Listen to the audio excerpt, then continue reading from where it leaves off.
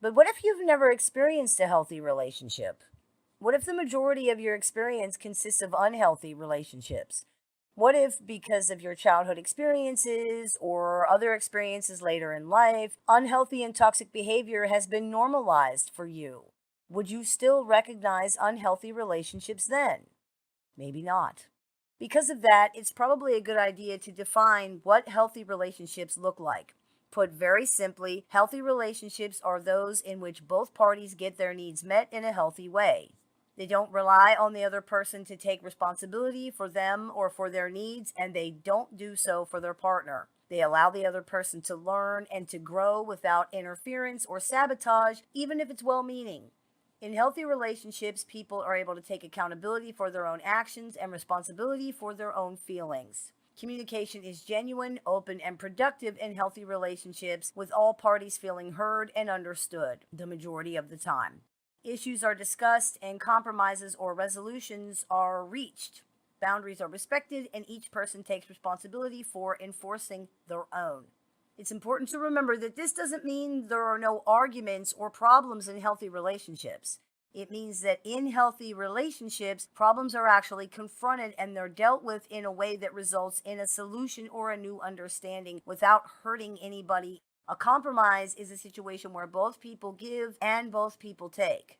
In unhealthy relationships, the opposite of all these things is true. Unhealthy relationships feel bad more than they feel good. They are hurtful and unfulfilling. Even when someone doesn't know that they're experiencing abuse, they know that they don't like what's going on and that it feels bad.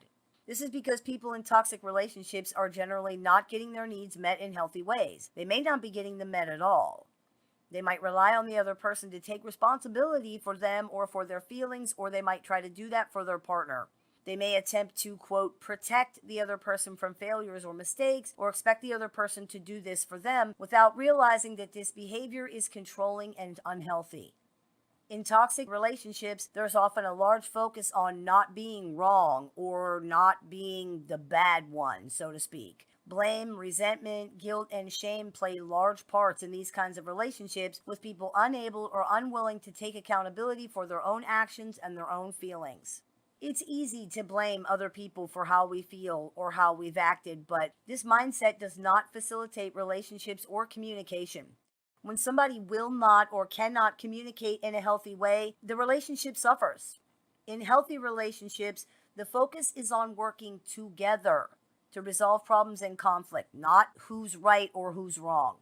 Handling conflict in any other way is counterproductive, and it only leads to more problems. When someone takes no responsibility for their actions, or conversely, when someone takes too much responsibility that's not really theirs, the relationship becomes unbalanced and therefore it's unhealthy. This is why what we call people pleasing and compulsive blame taking behaviors are just as destructive as blame shifting behaviors and behaviors that ignore the needs of others.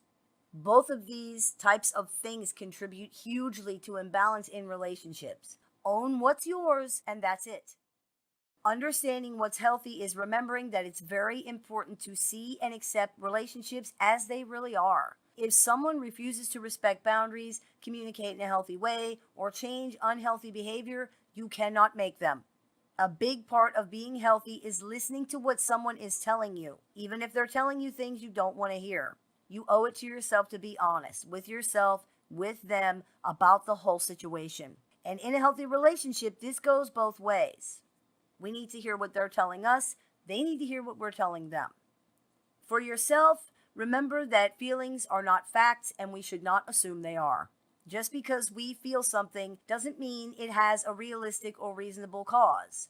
For example, feeling jealous doesn't automatically mean somebody's doing something wrong. Feeling guilty doesn't automatically mean that you've actually done something you need to feel guilty about. Feelings are not logical, and very often they are actually rooted in and about the way we feel about ourselves.